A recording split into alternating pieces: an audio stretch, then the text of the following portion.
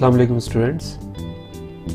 आज हम जिस प्रैक्टिकल की डेमोन्स्ट्रेशन करेंगे वो है प्रैक्टिकल नंबर 6 और इस प्रैक्टिकल के अंदर हम अमाउंट्स एंटर करेंगे और उन अमाउंट्स को फिर कन्वर्ट करेंगे।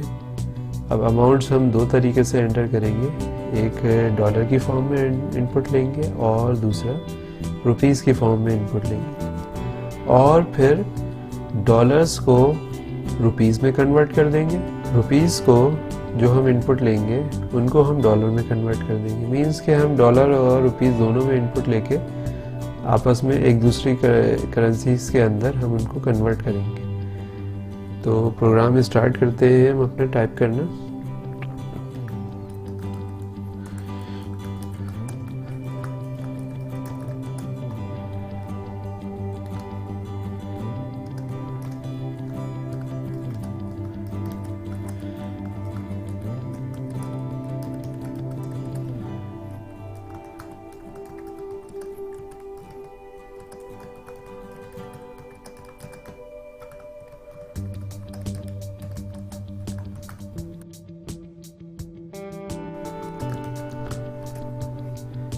लाइन नंबर 40 पे आके मैं इनपुट लूँगा और दो इनपुट्स बेसिकली अब मैं यहाँ पे लूँगा। एक इनपुट के ज़रिए मैं डॉलर का अमाउंट यूज़र से मांगूंगा और दूसरा इनपुट स्टेटमेंट के ज़रिए मैं रुपीस के अंदर, पाकिस्तानी रुपीस के अंदर यूज़र से इनपुट लूँगा।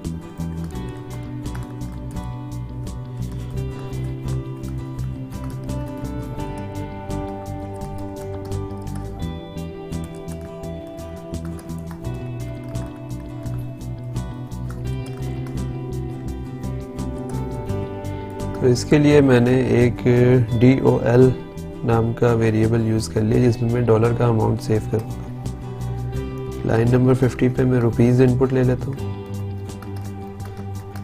एंटर अमाउंट इन पाक रुपीस और इसके लिए मैं वेरिएबल बना लेता हूँ RUP।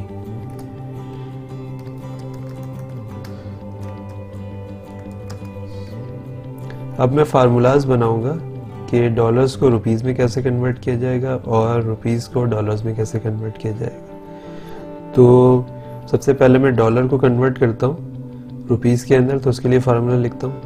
मैं इसके लिए एक वेरिएबल ले लेता हूँ R, जिसमें मैं कन्वर्टेड रुपीस को सेव करूँगा। जैसे जब डॉलर्स को हम कन्वर्ट करेंगे रुपीस में तो वो R वेरिएबल में सेव हो जाएगा।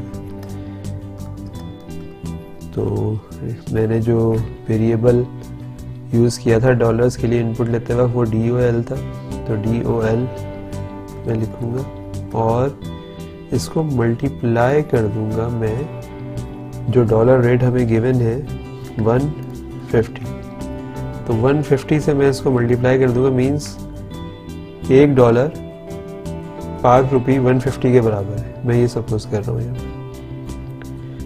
तो डॉलर्स जितने भी एंटर किए यूज़र ने उसको मैं मल्टीप्लाई कर रहा हूँ 150 से, तो मेरे पास आंसर रुपीस में आ जाए जो कि R वेरिएबल में स्टोर हो जाएगा। तो ये तो मैंने रुपीस मालूम कर लिए। अब नेक्स्ट लाइन के ऊपर मैं जो मैंने रुपीस इनपुट लिए थे यूज़र से उसको अब मैं कन्वर्ट कर देता हूँ डॉलर्स के अंदर। तो उसके लिए मैं वेरिएबल ले लेता हूँ D और रुपीस मैंने RUP वेरिएबल में सेव किए थे, तो RUP और अब मैं यहाँ पे इसको डिवाइड कर दूंगा 150 से। तो रुपीस जब 150 से डिवाइड होंगे तो मेरे पास डॉलर में अमाउंट आ जाएगा जो कि D में सेव हो जाएगा। नेक्स्ट लाइन अब मैं प्रिंटिंग करवा लेता हूँ। प्रिंट टैब फंक्शन के बारे में मैं हर प्रोग्राम में बताता हूँ कि ये स्पेसेस देने के लिए यूज़ करता हूँ मैं। ये ऑप्शनल है, आप यूज़ करना चाहें करें, ना करना चाहें ना करें, ज़रूरी नहीं है।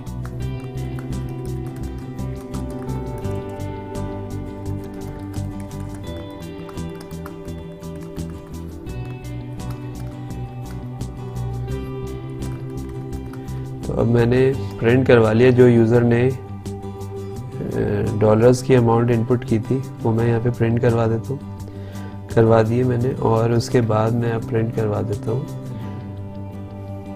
वो अमाउंट जो कि कन्वर्ट हुए थे पाक रुपी में, यानी डॉलर जो इनपुट हुआ वो मैंने पहले प्रिंट करवा दिया। और फिर उसके बाद अब जब ये डॉलर कन्वर्ट हो गया फार्मूले के बाद, कैलकुलेशन के बाद रुपीस में, तो अब कन्वर्टेड अमाउंट करूँगा कि भाई सपोज यूज़र ने $10 एंटर किए थे, तो $10 जब 150 से मल्टीप्लाई हुए तो जाहिर सी बात है वो फिर 1500 बन जाएंगे और 1500 आर में स्टोर हो जाएगा, यानी 1500 रुपीज़ $10 के बराबर हो जाएंगे। तो ये इसकी कन्वर्टेड वैल्यू फिर मैं प्रिंट करवाऊँगा कि डॉलर्स को जब मैंने रुपीज़ में कन्वर्ट किया तो वो क्या अमाउंट बन रहा है।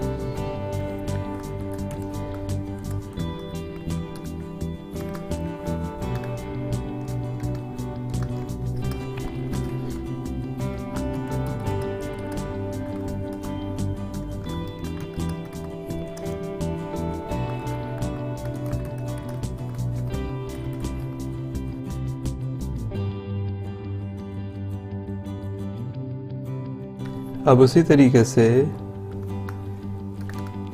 जो मैंने रुपीस में एंटर किया था अमाउंट यूज़र ने, उसको मैं प्रिंट करवाऊंगा और कन्वर्टेड जो अमाउंट होगा जो कि डॉलर में आया होगा मेरे पास, मैं उसको प्रिंट करवा दूंगा।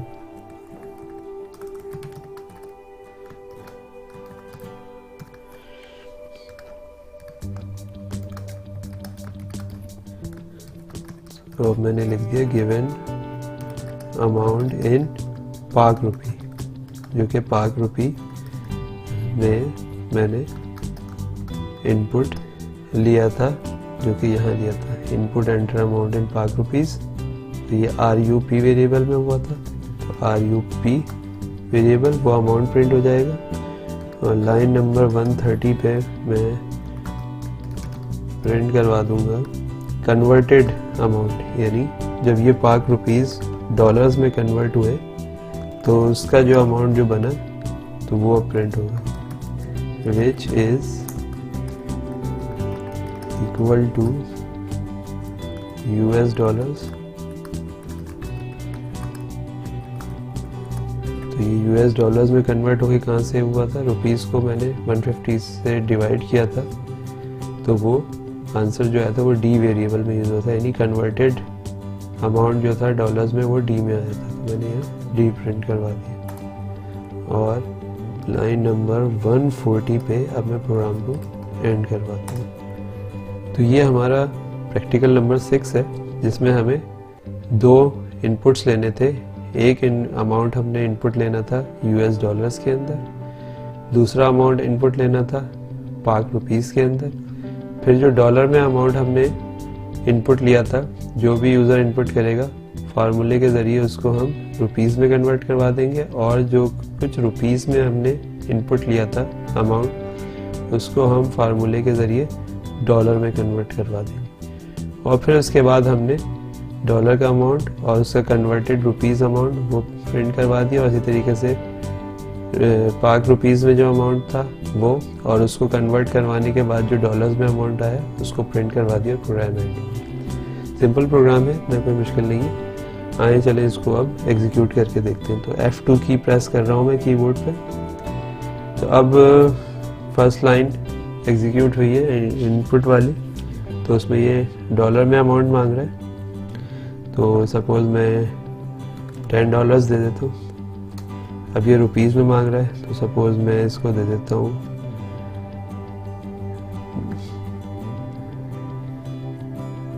₹1500। अब देखते हैं कि कन्वर्टेड अमाउंट हमारे पास क्या आते हैं। ठीक है, तो अब देखें 10 given amount in US dollars 10 which is equal to Pak rupee 1500, और given amount in Pak rupees 1500 which is equal to 10। तो इसका मतलब ये कि एक तरीके से हमने चेकिंग भी कर ली कि ये आउटपुट सही आ रहा है या नहीं। तो तो कन्वर्जन हमारी इस हिसाब से बिल्कुल सही है। अगर हम चाहें तो इसको एक बार दोबारा भी चेक कर सकते कि सपोज मैं $1 इनपुट करता हूँ तो यकीनन वो 150 पाकिस्तानी रुपीज़ के इक्वल आना चाहिए, और पाकिस्तानी अगर 150 एंटर करता हूँ तो वो $1 के इक्वल आना चाहिए, क्योंकि हमने जो है वो कन्वर्जन रेट यही रखा था 150 रुपीज़ इक्वल्स टू $1।